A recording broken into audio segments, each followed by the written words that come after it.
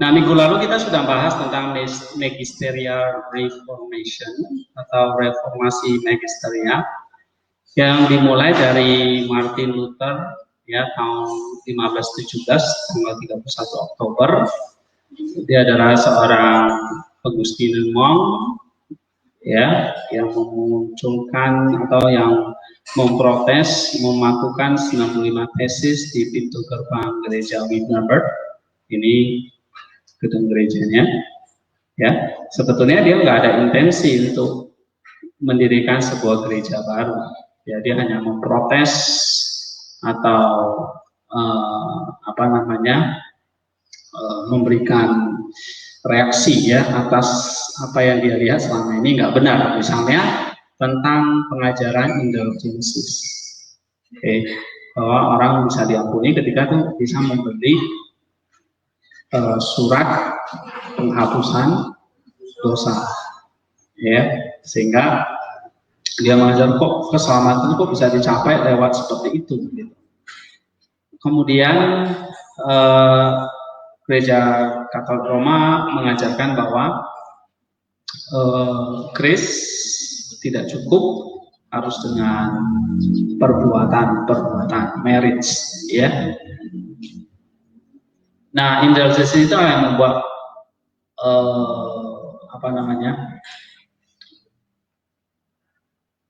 temporal punishment-nya dan memperkecil lah ya.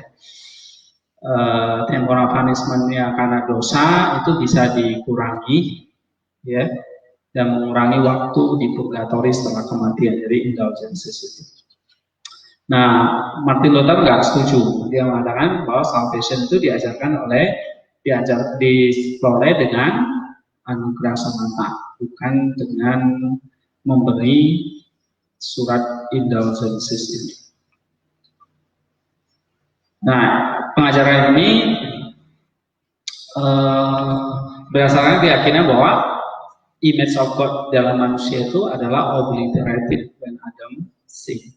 Ya, sehingga manusia itu tidak sanggup melakukan perbuatan baik lagi, sehingga dia tidak mungkin diselamatkan ya, sebab gambar Allah itu sudah rusak secara total gitu. Jadi nggak bisa dengan doing good untuk memperoleh keselamatan. Nah, apalagi gereja Katolik Roma pada waktu itu mengajarkan bahwa harus melakukan mengumpulkan perbuatan baik ya. Jadi kalau di dalam dogma Katolik itu kan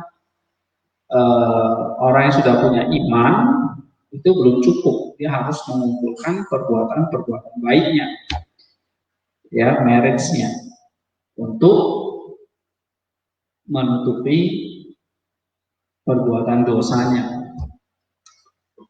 Tapi ketika seseorang itu sudah beriman tapi tidak ada perbuatan baik, padahal dia sudah menjadi anggota gereja Katolik, apakah dia akan binasa? Nah, jawaban dari gereja Katolik adalah tidak. Tetapi perbuatan-perbuatan jahatnya harus disucikan dulu dalam satu kurun waktu tertentu di namanya purgatori. Purgatori itu artinya api penyucian, untuk menyucikan dosa-dosanya ya. Jadi kalau ada seorang Katolik, dia punya iman, tapi perbuatan baiknya nggak cukup nih, perbuatan dosanya lebih banyak, maka mereka masuk ke dalam purgatori. Nah, di purgatori itulah mereka mengalami penderitaan, penyucian dosa. Oke. Nah, hanya orang-orang yang sudah punya merit, karya baik yang lebih, itu masuk ke Firdaus. Dan mereka bisa memberikan perbuatan baik mereka kepada orang-orang yang di purgatori itu, supaya dia bisa segera keluar dari api penyucian itu. Caranya gimana? Caranya adalah meminta paus untuk mendoakan ya orang-orang yang di Firdaus itu bermurah hati, memberikan sedikit atau menutupi kekurangan perbuatan baik orang-orang yang di purgatori itu. Misalnya si A dia kurang 10 perbuatan baik, itu perlu diberikan supaya dia bisa segera keluar. Caranya dengan doa dari Paus. Ya, jadi orang-orang pada beli surat penghapusan dosa itu supaya nanti waktu dia meninggal, dia kalau dia masuk purgatori, dia bisa langsung segera keluar, gitu maksudnya. Jadi mempersingkat waktunya di purgatori. Itu indulgences itu maksudnya. Nah, itulah yang diprotes oleh Luther, kok begitu, ya. Sehingga di sini dia mengatakan anugerah itu kok menjadi judicial. Oke. Anugerah itu tidak diperjualbelikan, ya, tapi menjadi judicial release from guilt, ya. Nah, grace become the judicial release from guilt, yang Luther katakan itu justification by faith alone. Nah, lalu yang kedua, masalah gereja sudah corrupt oleh pemimpin-pemimpin gereja, seperti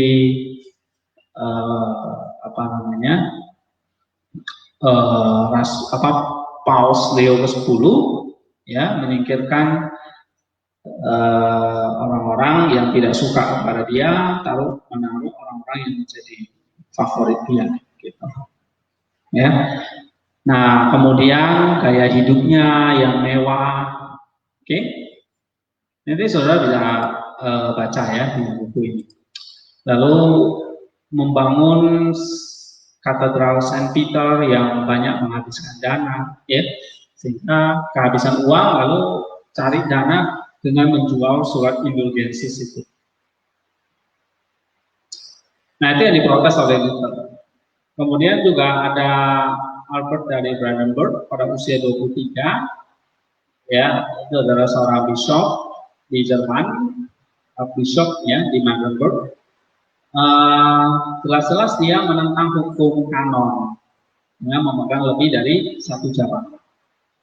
Nah, itu juga yang memicu ya, dan sebagainya. Ini saudara bisa lihat sendiri nanti ya.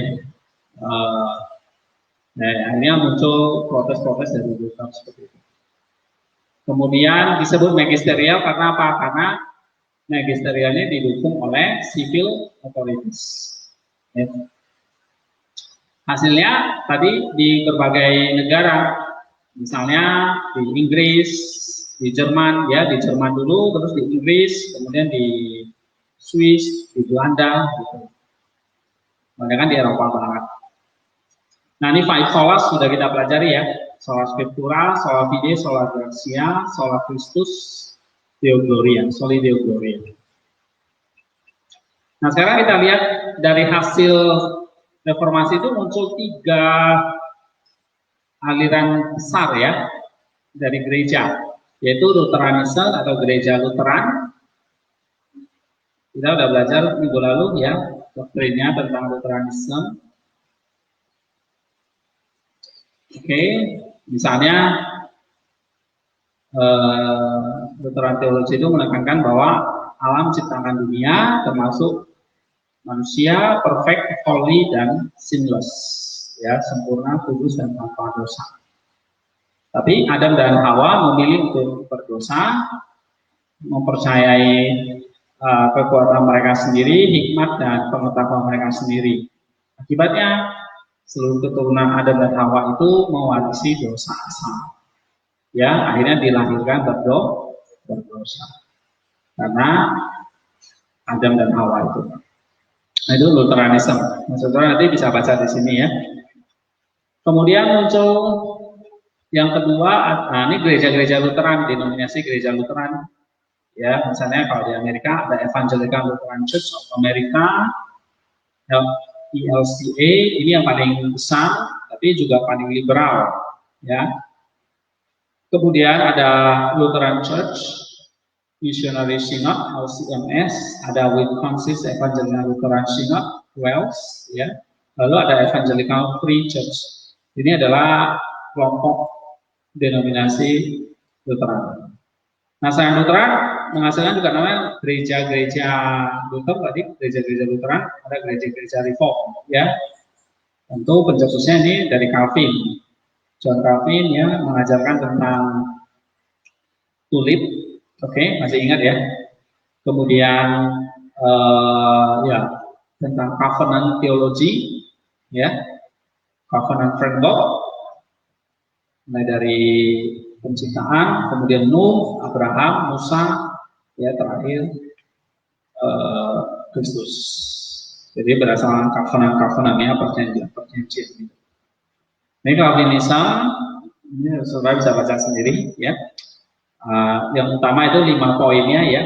Total depravity, unconditional election, limited atonement, irresistible grace, perseverance of the saints. Nah, dari Calvinism sendiri menghasilkan apa? Banyak gereja-gereja reform, ya, atau gereja-gereja Presbyterian. Nah, ini misalnya Presbyterian Church USA, United Church of Christ, Reformed Church in America. Ini semua gereja-gereja dari warisan magisterial reformasi dari Luther, dari Calvin ya, Calvin dan Calvinis. Oke, yang mengikuti teologi John Calvin dan pengikutnya. Nah, lalu ada Zwingli, ya, ini terutama di Switzerland. Ini gereja-gereja di Switzerland umumnya Zwingli. Kemudian Anglicanism ini di Inggris, Church of England ya. Ini juga memisahkan diri dari Roma Katolik. Ya, sekarang gereja Anglikan namanya, ya. Lalu kalau di Amerika yang terkenal itu namanya Episcopal Church, ya, atau gereja Episcopal. Nah, ini sebenarnya pecahan dari Church of England, namanya gereja Episcopal. Jadi kalau kalian dengar ada gereja Episcopal, itu berarti gereja yang memisahkan diri dari Anglican. Oke, ini Anglican.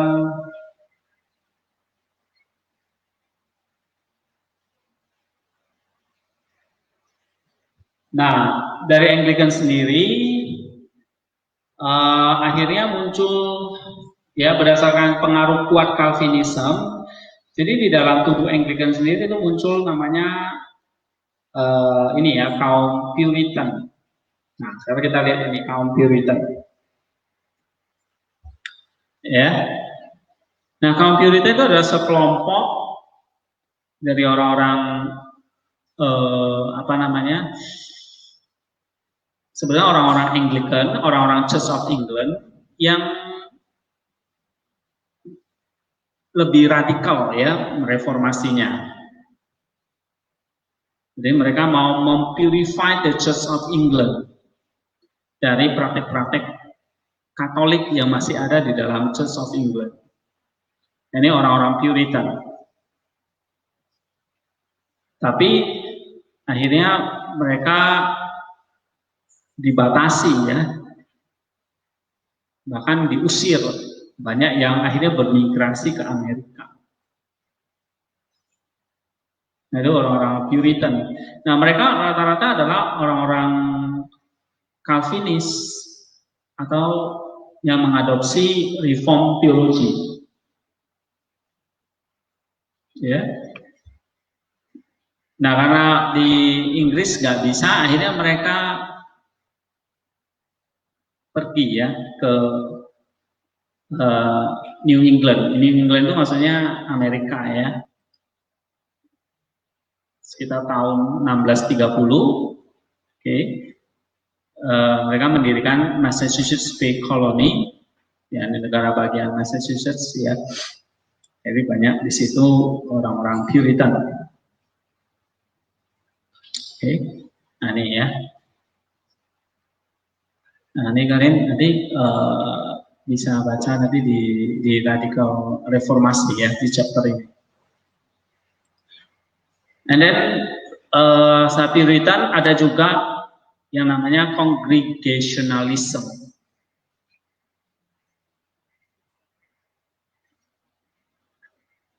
Congregationalism ini sebetulnya juga separatis ya, orang-orang yang memisahkan diri dari Church of England juga. tokoh yang terkenal adalah Robert Brown di abad ke-16 ya, tahun 1582. Nah, dia yang mengajarkan tentang the priesthood of believers. Nah, ini menjadi cikal bakal kayak gereja-gereja congregational. Misalnya dalam gereja Baptis, gereja Pentakosta, itu congregational. Artinya the priesthood of believers. Jadi semua orang percaya itu adalah imam. Jadi tidak perlu lagi ada imam yang khusus seperti diaken, presbiter, ya, itu nggak perlu lagi. Ini Robert Brown. Ini untuk mereformasi gereja Anglikan, karena gereja Anglikan kan masih ada bishop. Ya, ini congregationalism. Nah, sebenarnya mereka juga adalah orang-orang Puritan yang percaya kepada reform teologi, Calvinis juga. Ya. Oke. Nah, priesthood of believers, jadi semua orang percaya adalah imam.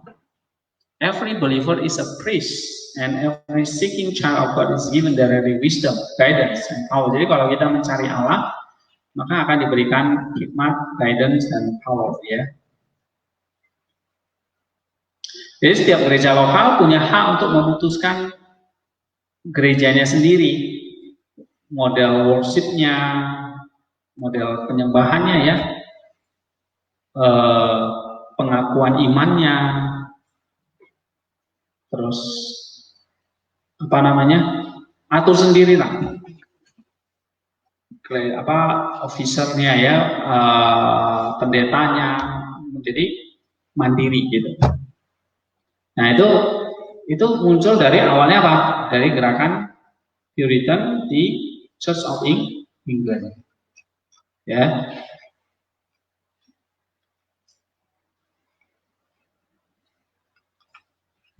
Nah, itu dari Anglicanism akhirnya kan pecah, ya, dari dalam tubuh Anglican sendiri yang masih pegang teguh bishop, imam gitu, ya, muncullah kaum Puritan, kaum congregationalism. Nah, yang kedua juga kita lihat di Presbyterian, ya. Tadi kalau di Reform itu dari John Calvin, ya. Tapi ada juga gereja Presbyterian, ya. Bedakan, ada gereja Reform, ada gereja Presbyterian. Nah, tadi kalau kita lihat ini kan dari Calvin menghasilkan apa? Gereja Reform namanya, ya. Tapi dari garis Calvin juga sebetulnya ini yang mendirikan ini John Knox, ya, mantan imam Roma Katolik dari Skotlandia. Dia belajar Calvin, ya, akhirnya mengajar pengajaran Calvin, tapi dia mendirikan gereja namanya Presbyterian Church, gitu. Dari pendirinya adalah John Knox. Ini gambarnya, ya. Ya, tradisinya ya ikut John Calvin, gitu. Tapi bukan gereja Reform, tapi gereja Presbyterian. Nah, di Amerika itu terkenal ini, ya, ini PCUSA, Presbyterian Church in the United States of America. Ini yang terkenal, ya. Oke, ini nanti kalian bisa lihat semua ada di sini. Metodis sekarang. Nah, tadi dari reformasi ada Luther, Calvin, Reform, Anglican, ya. Kemudian ada Presbyterian Church, hasilnya juga ada nih Metodis. Metodis ini semua juga gerakan di dalam Anglican Church juga, ya, yang dimulai oleh dua orang bersaudara, ya, yaitu John Wesley dan satu lagi siapa namanya? Charles Wesley. Ini ya tahun abad ke-18 saya, tahun sekitar 1700-an. Nih, ya John dan Charles Wesley ini dua orang ini. Oke, nanti kalian bisa lihat di sini ya. Ini Methodism.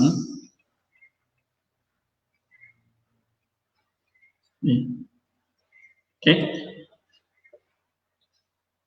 Disebut metodis karena mereka menggunakan rule and method untuk latihan rohaninya secara ketat. Ya.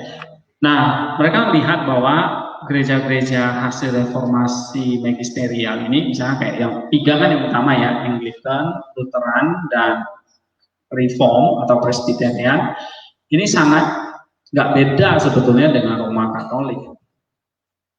Ya, praktiknya masih sama, masih ada sistem kayak Katolik gitu ya, sistem jenjang. Gitu. Akhirnya terjadi perubahan lagi di dalamnya. Nah, misalnya kayak orang-orang kongregasionalis, orang-orang metodis, ya, kemudian Puritan, itu sebetulnya mau memurnikan gereja-gereja yang magisterial tadi. Ya, tiga ajaran utama dari kalangan metodis ini adalah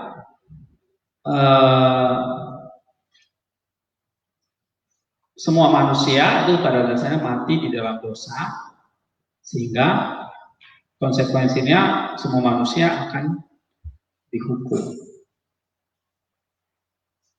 Ya, tetapi karena ada Kristus akhirnya dibenarkan oleh iman.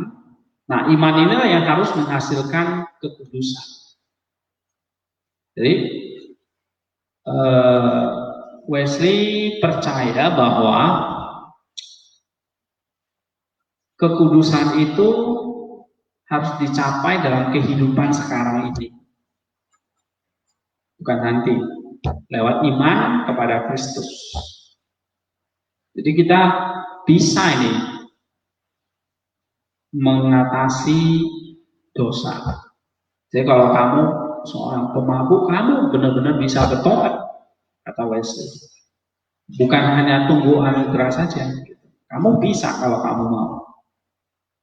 Ya, jadi sangat menekankan kepada kekudusan. Beda dengan Calvinis yang mengatakan tidak percaya ya kepada apa yang diajarkan oleh Wesley. Kekudusan nggak bisa dicapai dalam hidup ini. Ya, karena pada dasarnya manusia itu sudah jatuh dalam dosa, sudah mengalami kerusakan total, ya. Yang ada hanya sanctification aja, pengudusan semaksimal mungkin. Tidak bisa benar-benar pure 100%. Nah, kata Wesley bisa. Kamu bisa mencapai itu 100%, kamu benar-benar bisa kudus. Nah, itu ajaran metodis. Ya, jadi sangat menekankan kepada kekudusan hidup setiap umatnya.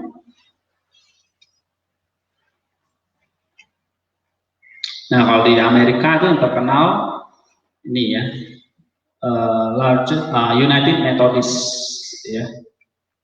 Lalu ada berbagai macam denominasi ya. Misalnya di sini Methodism itu ada ini macam-macam ya. Ada United Methodist Church, ada Free Methodist Church, African Methodist Episcopal Church, African Methodist Episcopal Church, Wesleyan Church, ya. Ini yang umumnya. United Methodist Church itu yang paling besar, ya. Lalu dengan mereka bermisi ke Indonesia, juga akhirnya ada gereja Metodis Indonesia, gitu, ya. Itu besar itu di Kota Medan itu banyak gereja Metodis Indonesia. Di Sumatera Utara terutama, ya. Oke, ini tentang Magisterial Reformation. And then yang hal yang mau kita bahas juga nih Radical Reformation. Disebut radikal karena mereka sekali lagi tidak puas dengan gerakan reformasi yang dilakukan oleh Magisterial Reformation. Ya, misalnya tadi tentang kekudusan itu banyak diabaikan oleh Magisterial Reformation. Jadi kayak terpaku pada tata cara gereja lagi, organisasi gereja. Ya, dan mereka lihat ini nggak beda jauh dengan Katolik. Ya, kemudian Alkitab itu kan hanya bisa diinterpretasikan oleh orang yang sudah belajar. Nah, kalau di radikal reformasi enggak, semua orang bisa menafsirkan, baca Alkitab dan menafsirkan sendiri. Karena tadi semua orang percaya itu adalah imam, the priesthood of the believers. Ya. Nah, itu radical reformation. Nah, salah yang terkenal dalam radical reformation itu adalah ini gerakan pietism. Ya, gerakan pietism itu sebetulnya riak atau apa namanya perpecahan dari gereja Lutheran yang tidak puas dengan praktek gereja Lutheran. Nih, pietism. Ya. Jadi dimulai di Jerman. Tadi kalau di Anglican ada apa? Puritan, ya kan? Itu perpecahan dari Anglican, ada Puritan, ada Methodist. Ya, kemudian di Lutheran itu ada namanya kaum pietis. Nah, kaum pietis itu maksudnya menekankan kepada sama kayak Methodist ya, kekudusan hidup. Benar-benar menghidupi kekristenannya. Jadi nggak hanya bersifat lembaga. Kekristenan itu nggak hanya datang kamu seminggu sekali ke gereja, ikut perjamuan kudus, lalu kamu pulang gitu aja. Nah, orang pietism itu melihat harus ada individual piety dan benar-benar menghidupi kehidupan Kristennya. Jadi menekankan pada personal piety, ya. Jadi menekankan pada kekudusan pribadinya daripada doktrin. Nah, ini dia tokoh utamanya adalah Philip Jacob Spencer. Ya, nanti saudara bisa baca di sini ya, di halaman radikal reformasi ini. Nah, ini pietism ya, halaman berapa ini? 136 ya, 135, 136. Ini semua ada di sini. Oke. Nah, menekankan apa? Bible study secara kelompok. Itu gerakan pietism. Jadi nggak cukup umat itu hanya belajar Alkitab seminggu sekali dari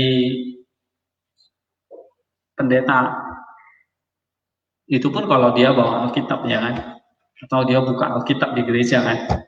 Kadang hanya datang ikut ibadah terus pulang, nggak pernah baca Alkitab. Nah, itu yang terjadi dalam gereja Lutheran. Oke. Nah, Jacob Spencer melihat, wah nggak benar ini, kayak gini. Ini harus ada perubahan lagi nih. Karena dia lihat gereja Lutheran sama kayak gereja Katolik lagi. Oke.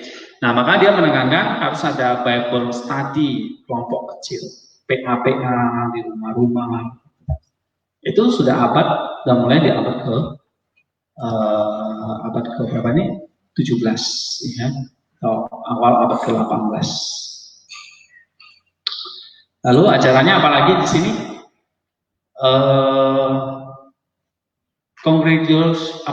Congregationalist governance, artinya setiap gereja itu boleh ngatur rumah tangganya sendiri, nggak harus diperintah oleh pusat atau sinode. Oke, karena apa? Karena the universal priesthood. Ya, ini gereja congregationalis akhirnya.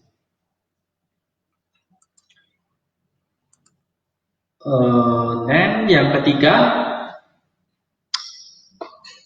kehidupan Kekristenan itu harus benar-benar praktis setiap hari. Ya, jadi pengetahuan kekristenannya harus dinyatakan dalam kehidupan sehari-hari. Oke. Terus dia sangat welcome ya, ada orang-orang yang tidak percaya, orang-orang yang anti kekristenan itu nggak menutup pintu, terbuka. Menekankan kehidupan devosi, kehidupan doa, ya. Lalu khotbah itu harus praktikal, fokus kepada kehidupan rohani jemaat, bukan kepada doktrin. Nah, itu ajaran dari Philip Jacob Spencer.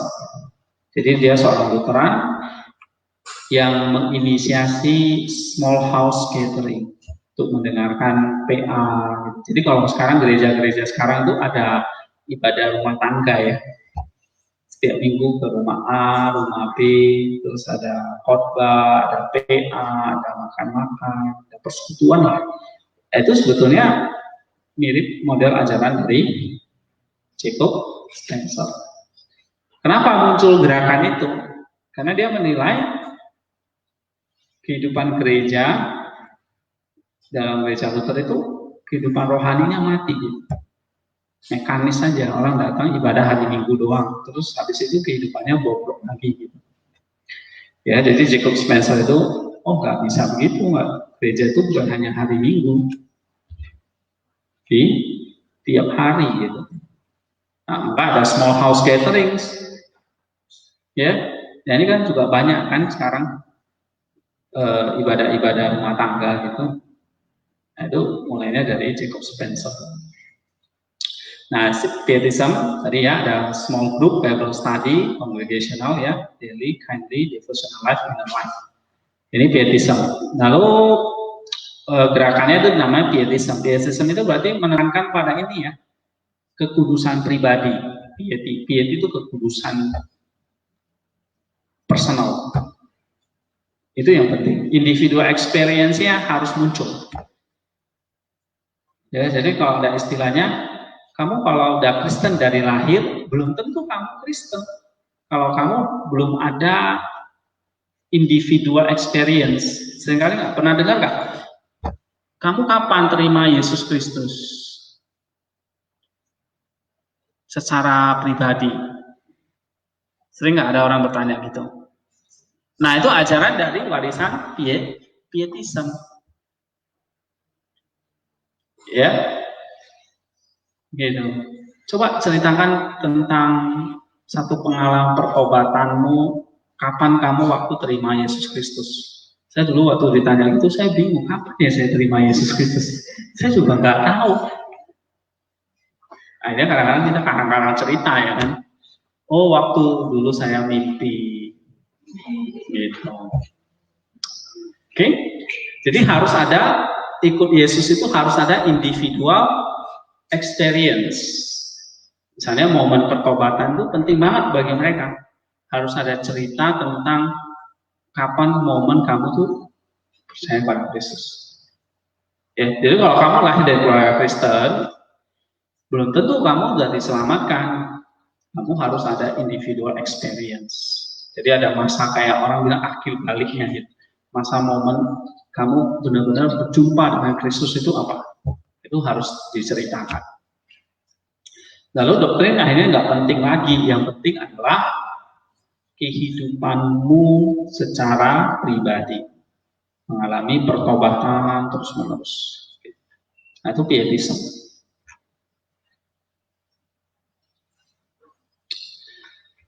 Nah, Pietism ini akhirnya kan banyak mempengaruhi ya gereja-gereja Protestan pada waktu itu. Ya, misalnya gereja di dalam yang disebut dengan gerakan atau gereja Metodis, ya itu juga hasil dari Pietismnya John Wesley. Muncullah gereja Metodis. Ya. Kemudian gerakan namanya evangelicalism, itu dari pietism juga.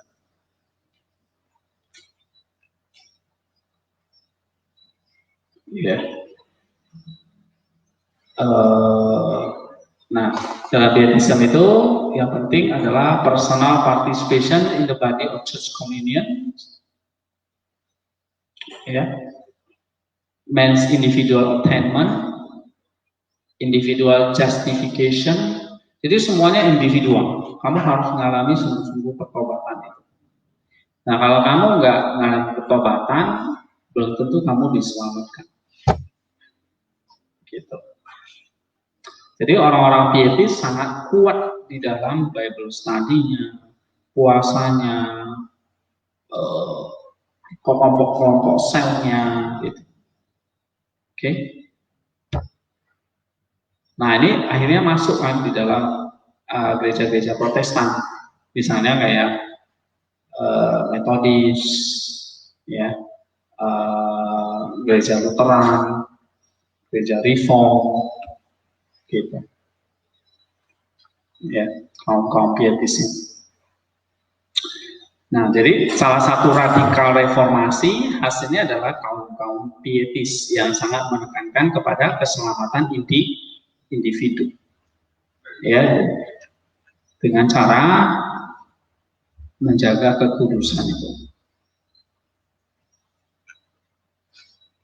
Oke, ini radical reformation. And then kita move ke ini pengajarannya yang lain. Ada ide tentang great apostasy, ya.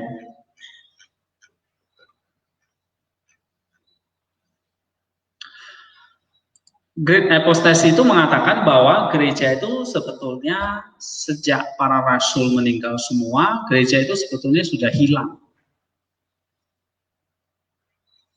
Ya, gereja-gereja para rasul itu semuanya fell and ceased to exist, punah. Kayak dinosaurus punah gitu. Lalu ditemukan lagi di abad ke-16. Tapi yang ditemukan adalah tulang belulangnya saja. Tulang belulangnya dinosaurus itu. Lalu disusun lagi kerangkanya. Kerangka dinosaurus tadi. Dimirip-miripin dengan dinosaurus. Tapi dinosaurusnya sendiri sudah punah, yang ditemukan hanya kerangkanya. Nah, kira-kira doktrin great apostasy itu seperti itu. Ya.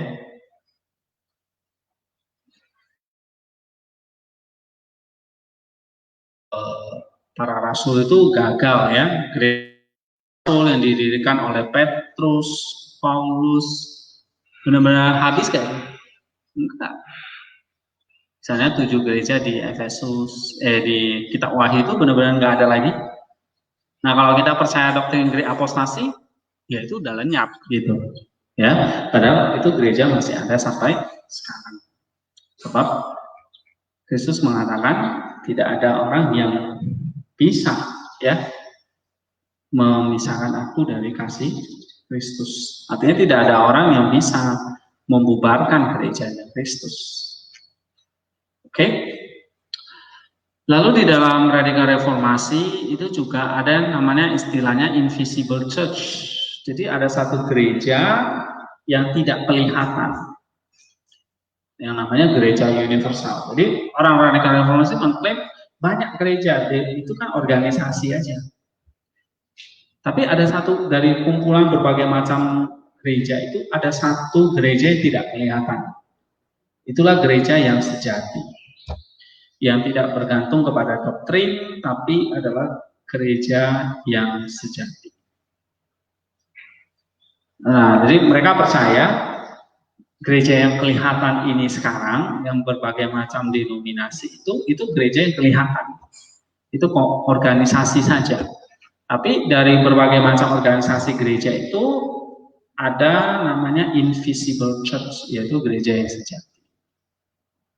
Nah, ini ajaran dari radikal reformasi. Lalu menolak sakramen, priesthood, ya, jabatan keimaman itu nggak ada, sakramen itu nggak ada. Oke, yang penting adalah keselamatan itu bergantung kepada hubungan pribadi dengan Allah, private relationship with God. Ya, maka orang-orang radikal reformasi itu selalu menolak institusi gereja, ya. Katolik, Luther maupun Reform itu ditolak semua, nggak ada organisasi gereja. Yang ada invisible church. Lalu mereka percaya bahwa keselamatan itu hubungan pribadi dengan Allah. Itu radical reformation. Lalu percaya bahwa gereja itu hanya sampai abad pertama, lalu 15 abad kemudian itu hilang, gitu ya, ditemukan lagi di abad ke-16. Itu radical reformation. Nah, kemudian sekarang dari radical reformation itu menghasilkan ini ya, perpecahan lagi di dalam gereja reformasi itu sendiri. Ya. Nah, ini nanti muncul tadi ada pietism. Pietism itu kan kayak semacam pecahan dari gereja Lutheran, ya. Orang-orangnya nggak senang dengan gereja Luther, akhirnya memisahkan diri, gitu, dengan misalnya Jacob Spencer tadi. Itu pietism. Tapi sisi lain juga ada namanya dari ini Anabaptis. Sejarah pasti tahu, ya. Jadi Anabaptis itu sangat menekankan kepada baptisan orang percaya. Nah, baptisan itu valid ketika dia atau orang itu sudah mengakui imannya di dalam Kristus dan ingin dibaptis. Jadi orang-orang Anabaptis itu kalau dia belum bisa mengakui Yesus itu sebagai juru selamatnya pribadi, ya nggak bisa dibaptis. Misalnya contohnya bayi kan nggak bisa ngakui kan, dianggap belum memiliki iman, maka bayi itu nggak boleh dibaptis.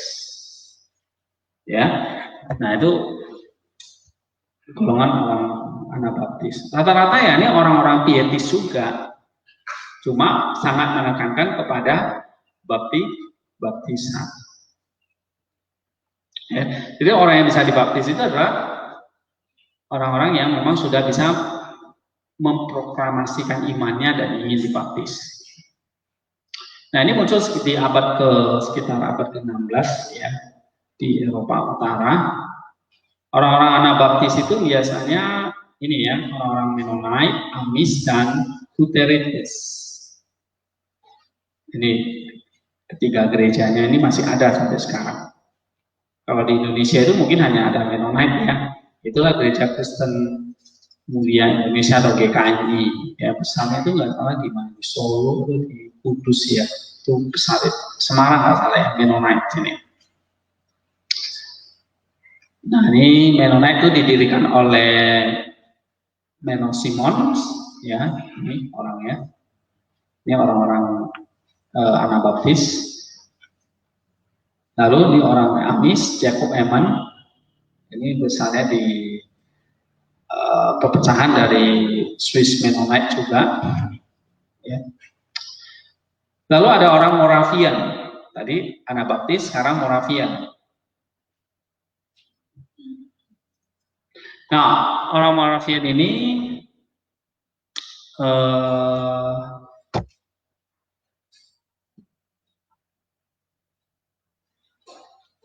ini sebetulnya kayak satu community, ya, di North Carolina di Amerika, ya. Ini di sini Moravian, coba lihat.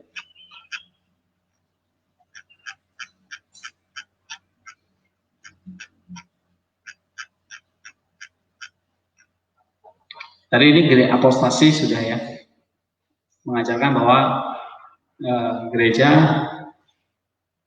sudah punah gitu ya. Lalu ditemukan kembali di abad 16. Ini yang invisible church ya, gereja. Ada satu gereja yang tidak kelihatan, yang di atas semua denominasi gitu ya. Ini invisible church, gereja yang sejati.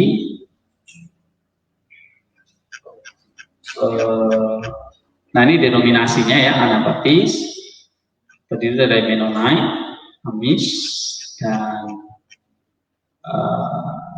Veritas tadi. Kemudian Moravian, jadi satu community ya, yang didirikan oleh Jan Hus, ini Jan Hus atau Jan Hus ya. Dia menentang ajaran purgatory dan indulgences. Oke. Kemudian tidak menggunakan pengakuan iman yang ditambahkan dengan filioque. Oke. Lalu ada golongan Quakers dan Shakers. Ini dia, didirikan oleh George Fox tahun 1647 dan William Penn ya. Quaker percaya bahwa setiap orang Kristen harus mengalami pengalaman Allah secara langsung di dalam kelompok-kelompok kecil selama pertemuan di dalam kelompok itu. Nah itu orang-orang radikal reformasi. Jadi kalau pertemuan-pertemuan di dalam kelompok dia nggak mengalami Allah secara langsung, belum diselamatkan. Ya, jadi tidak punya imam, ya, berbicara sesuka hati sepanjang roh itu menggerakkan mereka, tidak ada baptisan secara fisik, tidak penting teologi, yang penting bagaimana Allah menuntun hidup mereka, sangat teistik, ya, sangat rohani gitu.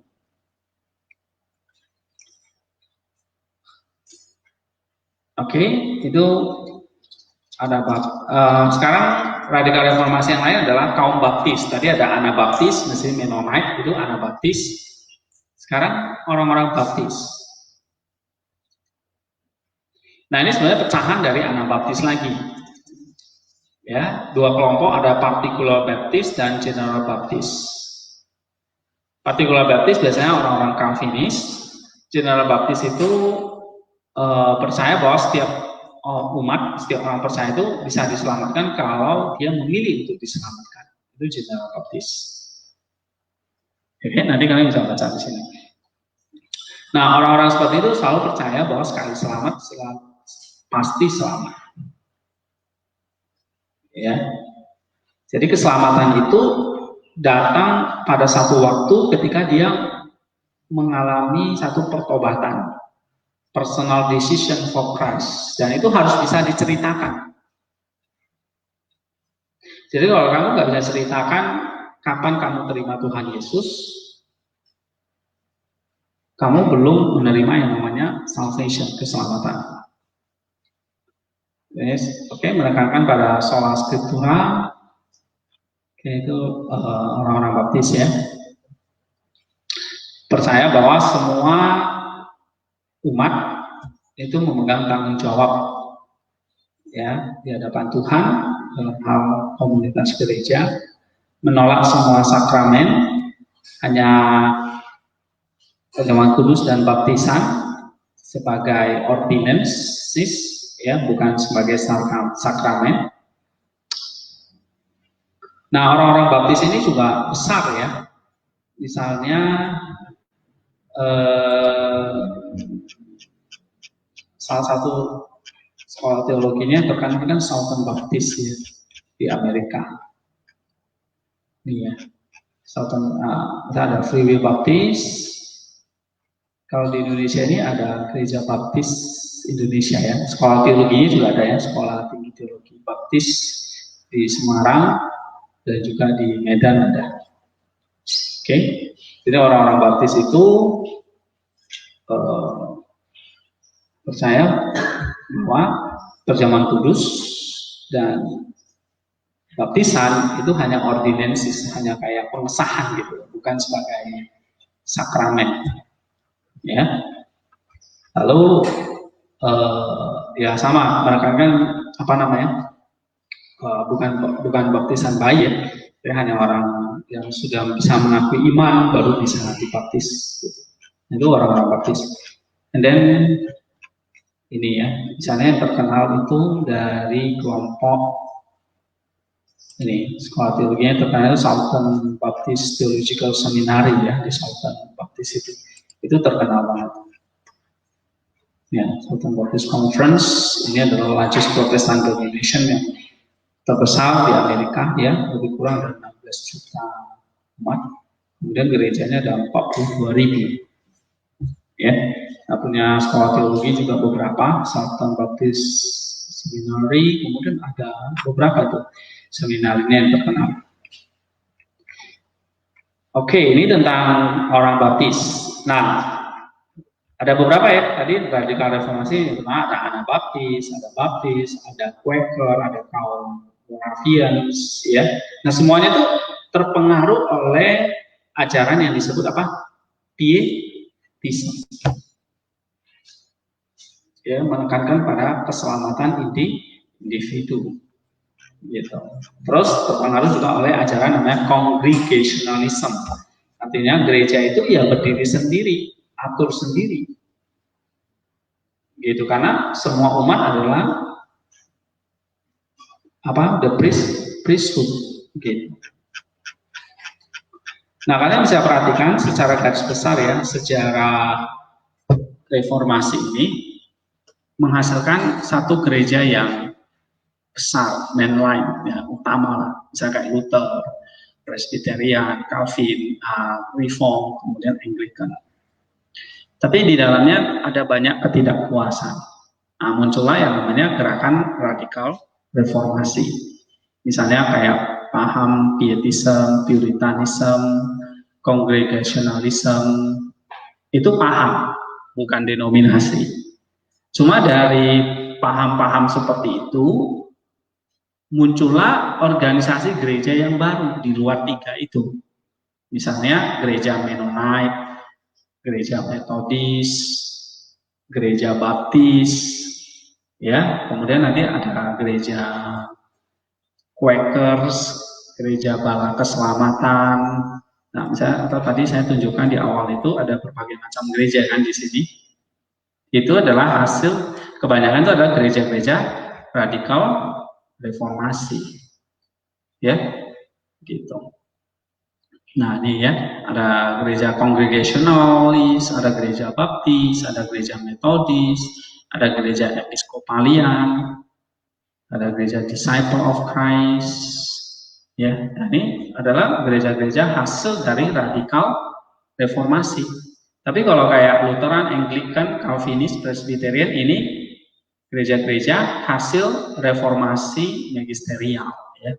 Tapi kalau Congregationalis, Robert Brown, ya kan, Baptis, Methodist, Episcopalian, United Brethren, Disciple of Christ, ini semua Mormon, semuanya ini apa? Gereja-gereja radikal reformasi. Nanti termasuk di dalamnya kayak model-model gereja mega church seperti Cedarburg Church, Rick Warren, ya. Kemudian Willow Creek, gereja di Amerika itu adalah mega church tapi non denominasi, nggak ada denominasinya, nggak kelompok ini kelompok itu, gitu. Ya. Joel Austin, nah itu juga mega church ya, yang hasil nanti kita akan lihat yang ini, yang kelima, evangelicalism dan revivalism. Ya, tadi radikal reformasi tadi menghasilkan apa saja? Anabaptis, Baptis, Metodis, Moravian. Metodis itu bukan bagian dari radikal reformasi ya, tapi dia pecahan dari gereja Anglican, Metodis ya. Ya terpengaruh oleh pietism juga gitu. Yang masuk kelompok radikal reformasi itu tadi Anabaptis, Baptis, Moravian, Quakers, ya, nah itu. And then sekarang kita lihat evangelicalism and revivalism.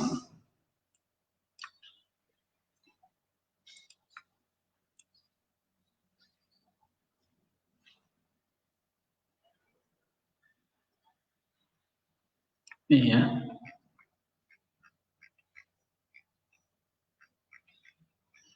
Nah, ini mulainya di Amerika. Ya.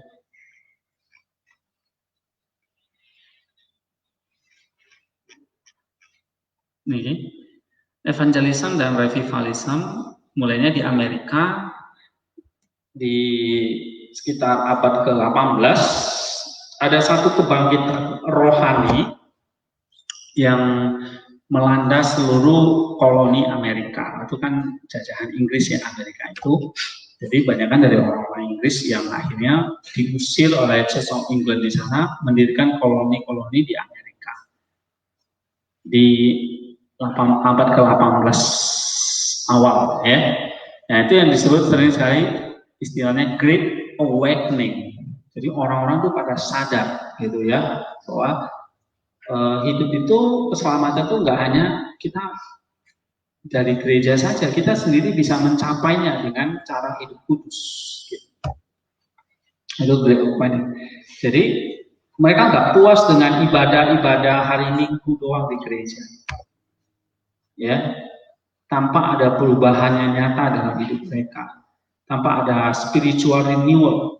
Nah, sehingga muncullah tokoh-tokoh seperti George Whitefield, Jonathan Edwards, itu adalah tokoh-tokoh Great Awakening, ya, menekankan pada great fervor dan emosi di dalam doa.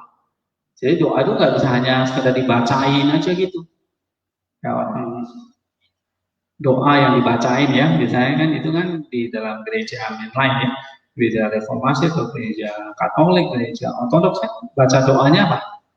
Doanya hanya dibacain aja kan, gitu. Tapi dalam radikal reformasi ini yang melanda Amerika ini yang sering disebut dengan istilah evangelikal, kaum evangelikalism dan revivalism, ya, revival ya, kebangkitan gitu ya, evangelikalism.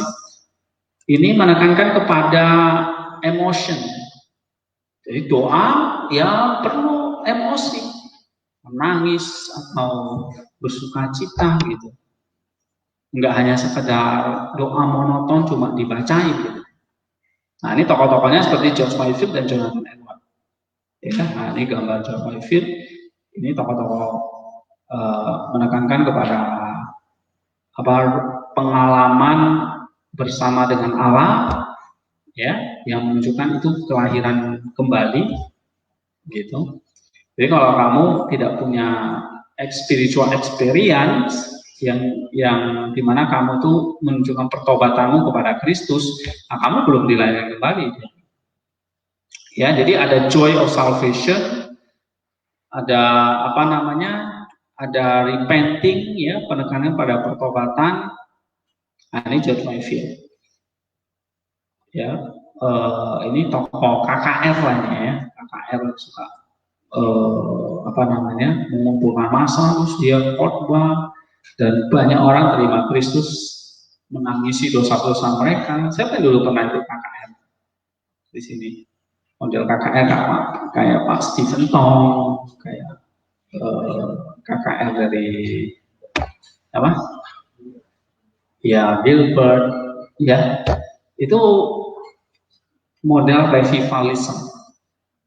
Ya di Indonesia masih sangat kayak George Whitefield itu Pak Stephen Tong masih pakai sampai sekarang. Spiritnya itu spirit abad ke mana nih? 18 nih. Ya. Nah, John Whitefield adalah seorang Anglican sebetulnya. Akhirnya dia merasa gereja Anglican ini ya gitu-gitu aja gitu, nggak ada perubahan apa-apa, ya, nggak ada kegairahan gitu, nggak ada experience. Nah, dia bilang jadi orang Kristen tuh harus bergairah, harus punya personal religious experience, ya, harus punya apa namanya, joy of salvation, ya, dan takut akan apa, kebinasaan, horror of damnation. Gitu. Nah, tokoh berikutnya yang terkenal adalah seorang Amerika bernama Jonathan Edwards. Ya, ini John Whitefield, kemudian tokoh yang kedua adalah Jonathan Edwards dari Massachusetts. Ya, dia orang Puritan. Tadi ingat orang Puritan itu adalah orang-orang Church of England yang memisahkan diri, ya, yang merasa kekristenan itu harus lebih dari sekedar hanya ikut liturgi. Gitu. Nah, ini orang Puritan. Tapi Jonathan Edwards itu sangat kental dengan doktrin Calvinnya. Ya, menekankan ini personal religious experience. Jadi kehidupan orang Kristen itu harus punya pengalaman pribadi yang personal. Ya. Nah, ini juga tokoh KKR ini, Jonathan Edwards ini. Oke. Khotbahnya itu luar biasa, ya, banyak orang bertobat dari khotbahnya. Ya, jadi menekankan ke personal komitmen, ya, harus sungguh-sungguh bertobat, merasa bersalah di hadapan Allah, takut akan neraka, gitu ya. Ini Jonathan Edwards. Khotbahnya yang terkenal salah satunya adalah siapa yang tahu? Khotbah terkenal dari Jonathan Edwards itu berjudul The Sinners in the Hands of orang berdosa di tangan Allah yang murka. Ya, dia cuma bacain aja itu khotbahnya, lalu banyak orang yang memberi diri mereka untuk bertobat, ya, mengalami namanya revival, gitu, mengalami pertobatan sungguh-sungguh. Ya.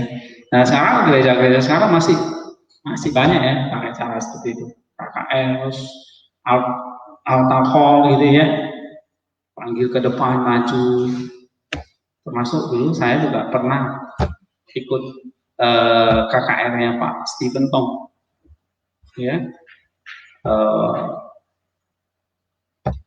berapa kali lah, pokoknya macet, hujan, semua diterjang. Yang penting bisa hadir di KKR-nya. Terus kita tahun 2002 atau 2001 saya, ya, semangat sekali. Begitu pulang, wah, rasanya mengalami yang namanya ini personal conversion ini, atau apa namanya, ada personal commitment to Christ, ya, istilahnya ini ya, personal experience, personal religious experience ini. Jadi, siapa yang pernah dengar khotbah KKR, terus kayak model kemarin itu Pak Beni itu, nah itu model revivalism, ya kan? Jadi angkat tangan, ayo serahkan dosamu pada Tuhan, saya doakan, oke? Terus siapa yang mau jadi hamba Tuhan maju ke depan, nah kayak gitu-gitu. Nah itu cikalnya dari abad ke-18 tadi, dari John Whitefield, Jonathan Edwards, ya. Itu orang-orang dari Puritan, oke? Itu menekankan itu. Nah, acaranya ya ini ya, Puritan spirituality, emosi, intimacy with God, personal conversion, pertobatan pribadi, ya, horror of damnation, joy of salvation. Kemudian ada direct encounter with God, ya, merasa dekat dengan Allah, rebirth, commitment, change in life, crisis of conscience, intensely personal. Jadi saya kayak ajaran, kamu udah saat teduh belum hari ini? Wajib saat teduh. Nah itu ajaran dari mana? Puritan atau Pietism, ya. Nah itu kan movementnya kencang sekali di dalam gereja-gereja Protestan. Ya, yang penting harus ada apa? Intensely personal. Jadi kayak sakramen, seremoni, ritual di dalam gereja itu udah nggak perlu. Yang penting kamu punya waktu teduh pribadi dengan Allah. Usaha kamu bertobat, ya. Terus ya asketik, ya, punya komitmen Ini dikatakannya encounter with God, joy of salvation. Nah, itu semua ajaran dari revivalism. Lalu study Bible-nya juga kuat di rumah-rumah. Ya. Oke. Nah, kemudian second Great Awakening, ya, revival meetings ini juga terjadi di Amerika. Nah, ini ya. Ada camp meeting, banyak camp meeting ini. Nanti cikal bakal adalah lahirnya ini gerakan yang namanya Pentecostalism. Nah, ini di dalam gereja Metodis sendiri. Tadi ingat Metodis itu kan sempalan dari Anglican, dari John Wesley dan Charles Wesley, ya kan? Lalu akhirnya sampai ke Amerika, berdirilah gereja Metodis, menekankan kepada tadi apa? Emosional dan personal experience, kan? Nah, lalu di dalam gereja Metodis sendiri itu, mereka lihat bahwa itu nggak cukup hanya sekedar apa namanya ya, pertobatan pribadi, ya. Tapi harus lebih ekstrim lagi apa? Harus mengalami yang namanya emotional exaltation, jadi emosi yang meluap-luap. Oke, nggak bisa hanya pribadi, tetapi harus ditunjukkan kepada semua orang. Ya, nah harus ada kayak urapan Roh Kudusnya, mengalami yang namanya visitation of Holy Spirit. Nah, inilah cikal bakal lahirnya paham Pentakostalisme. Pentekost, tahu? Pentakosta, Roh Kudus tuh turun. Di mana banyak orang waktu itu mengalami apa?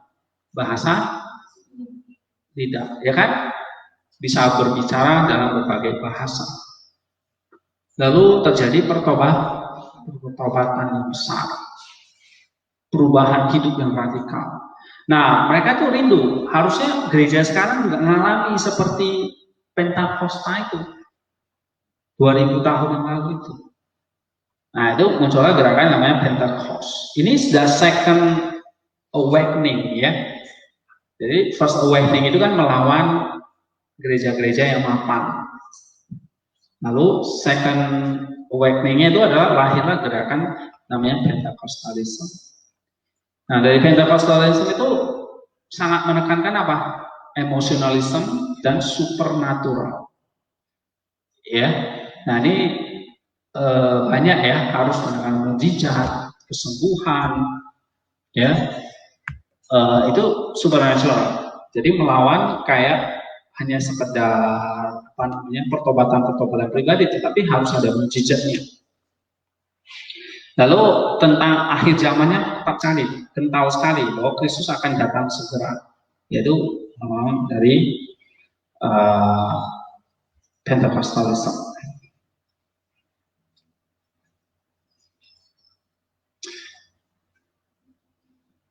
Nah, inilah orang-orang namanya evangelism atau revivalism, ya.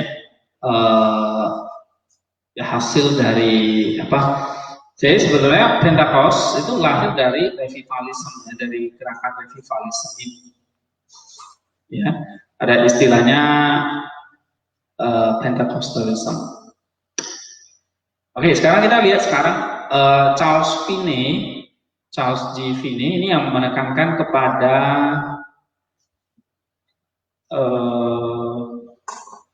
seperti kayak ini model Altnau Core gitu ya. Oke. Dia seorang Calvinis, tapi teologi Calvinnya dia modifikasi, ya. Yang memperkenalkan juga namanya Altnau Core. Jadi para pengkhotbah itu harus bisa menciptakan suatu suasana krisis emosional, ya, supaya orang-orang itu datang maju dan bertobat. Jadi para pengkhotbah itu harus bisa menciptakan suasana yang emosional, krisis, sampai dia benar-benar merasakan saya butuh pertobatan. Nah, itulah yang sering disebut sebagai altar call. Jadi sangat populer ya di dalam gereja-gereja hasil dari radikal reformasi. Ya. Nah, sedangkan di gereja-gereja kayak Luther, Calvin, Reformasi, Anglikan itu sudah banyak menyusup liberalisme, ya, maka munculnya di dalam gereja-gereja yang tiga yang utama itu muncullah namanya gerakan evangelical. Ya, nah gerakan evangelical ini sebetulnya kembali lagi ini mau mereformasi gereja-gereja yang sudah terlanjur tidak percaya lagi Kristus Tuhan, Alkitab itu firman Allah, itu kaum-kaum dari evangelical. Ya, misalnya kamu lihat misalnya kayak gereja evangelical itu kayak Willow Creek, Saddleback, nah itu orang-orang evangelical yang menekankan kepada kayak gini, personal experience, alkohol, kayak gitu, ya. Nah ini misalnya nih ya, yang hasil dari Great Awakening, ya, ini The Churches of Christ, gereja Kristus, atau Christian Church atau Disciple of Christ, gereja Adventist, lalu ada gereja Evangelical Christian Church in Canada. Nah, ini hasil dari Second Great Awakening, ya. Nah, kalau gereja-gereja yang hasil reformasi kan ini Anglican, Presbyterian, Congregationalist, ya. Lalu radikal reformasi ada Baptis kan gitu kan. Nah, tapi ini mengalami perpecahan lagi. Ya ini muncul gereja-gereja ini. Churches of Christ, Christian Church, Adventist, Evangelical Christian Church, ya. Gitu. Nah, sangat menekankan kepada Alkitab itu adalah otoritas tertinggi. Oke. Terus perlunya perjumpaan pribadi dengan Kristus, ya. Lalu Kristus mati untuk menyingkirkan dosa. Lalu hanya percaya kepada Kristus itu bisa diselamatkan. Oke. Jadi harus menekankan harus punya aesthetic experience. Nah, itu gereja-gereja seperti ini. Ya. Jadi pengalaman pribadi yang estetik yang luar biasa, bukan kehidupan sakramental, ya. Individualisme, menerima Yesus secara pribadi, ya, sebagai juru selamat pribadi. Oke. Nah, tokoh yang paling terkenal nanti pada akhirnya di abad ke-20 itu ini adalah Billy Graham. Ya. Ini kalau gereja yang tokohnya misalnya Billy Graham ini. Ya, menekankan pada pertobatan pribadi itu. Jadi kalau kita lihat di YouTube tuh banyak ya KKR-KKR Billy Graham itu banyak orang yang akhirnya menyerahkan diri bertobat.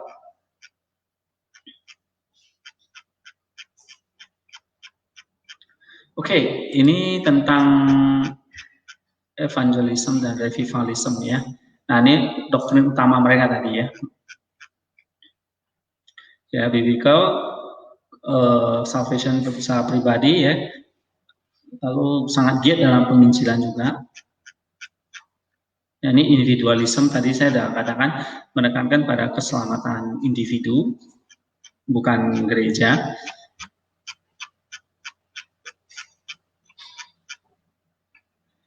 Lalu iman sebagai pengetahuan ya, maka nggak ada baptisan bayi gitu, karena bayi belum bisa mengerti tentang Kristus. Oke.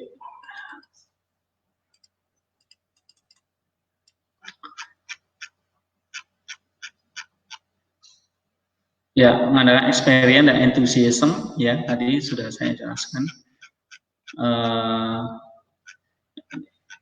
Oke.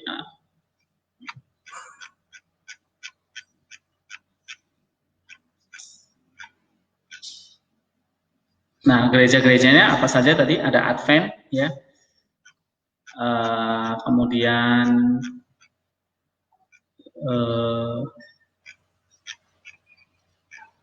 tadi Disciple of Christ ya, itu salah satunya. Church of Christ, Gereja Kristus. I think di Indonesia ada ya, Gereja Kristus. Nah itu juga dari misi dari Amerika ya. Kemudian ya Pentecost itu hasil dari ini, the second awakening ini ya, pepecahan dari gereja Metodis. Nah misalnya salah satunya ini ya, Willow Creek, ini juga hasil dari evangelicalism ini ya.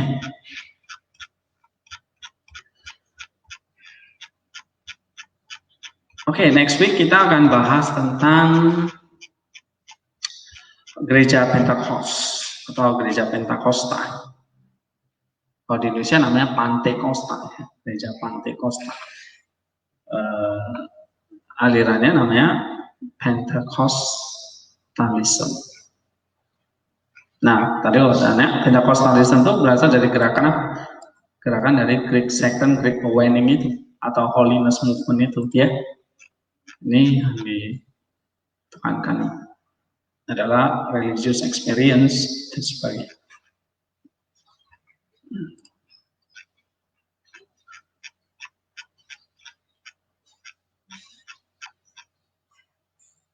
Jadi kalau lihat tuh, misalnya gereja-gereja di Amerika tuh modelnya seperti ini ya. Oke, ini adalah hasil dari revivalism itu.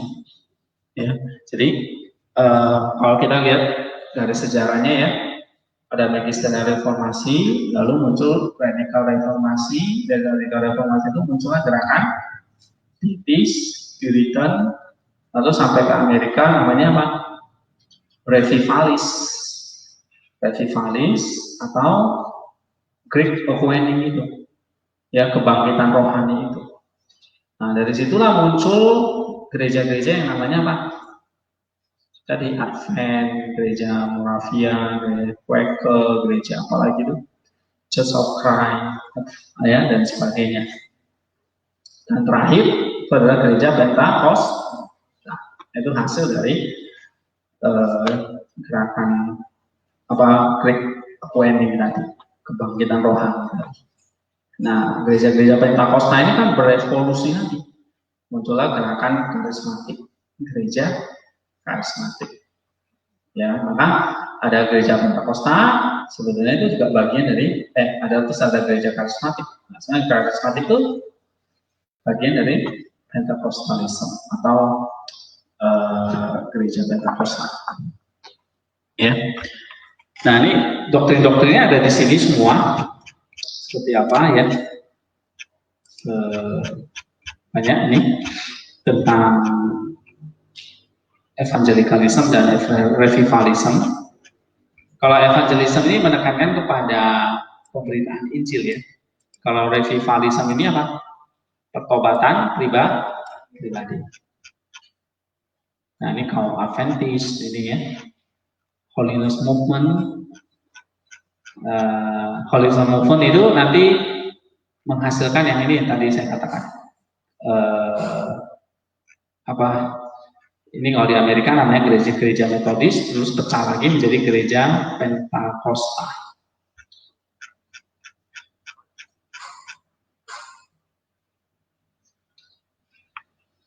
Lalu tadi selain revivalism di dalam gereja mainline denominasi tadi, kayak Metodis, Episkopalian, Presbiter, dan Lutheran, itu mengalami yang namanya liberalisme. Maka munculnya nanti lawannya adalah fundamentalisme. Ya. Lalu di dalam mainline church itu juga ada namanya mega church movement. Gereja-gereja megah tapi tanpa denominasi. Misalnya kayak Willow Creek Church in Chicago, ini gerejanya seperti ini. Kalau sekarang terkenal Joel Austin ya, itu seperti itu. Willow Creek itu nggak salah, Bill Hybels ya, nggak salah. Ini New Spring Church, ini di Southern Baptist. And then kalau di Singapura itu kayak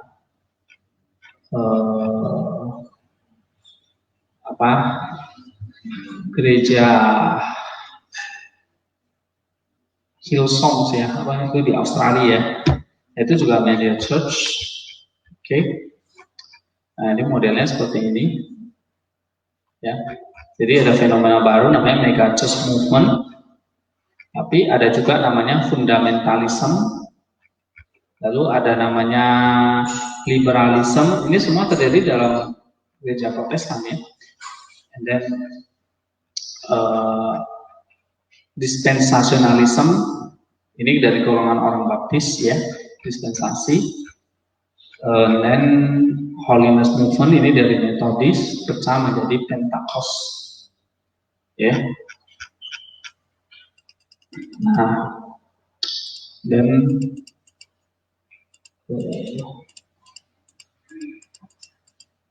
ini nanti kita minggu depan masuk ke Pentakostalism, habis itu karismatik, lalu kita belajar non-mainline church ya, misalnya kayak Mormon itu apa gitu-gitu ya. Jadi ini juga semua ada di sini. Dan terakhir baru agama-agama di luar kekristenan. Ini kita semuanya masih belajar tentang kekristenan. So you can imagine what happened di dalam 2000 tahun sejarah gereja itu, ya. Nah, kembali ke misalnya ini ya, seperti ini.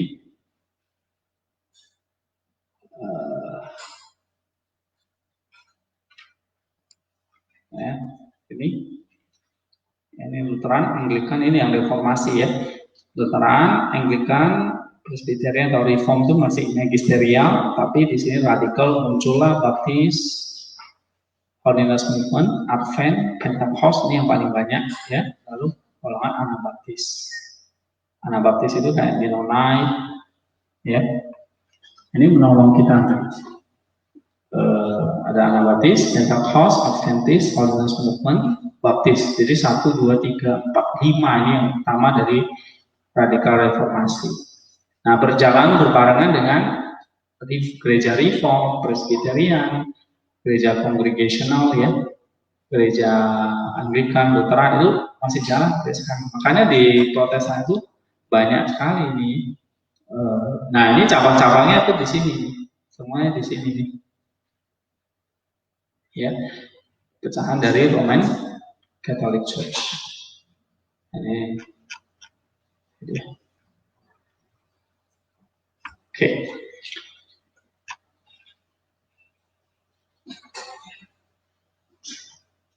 Nah, saudara, ini sebenarnya ringkasannya dari buku ini ya. Nah, saya ingin saudara baca, jadi tugas minggu depannya adalah baca Pentecostalism. Ya, saudara nggak usah ringkas yang itu, tapi baca ini dari slide 295 sampai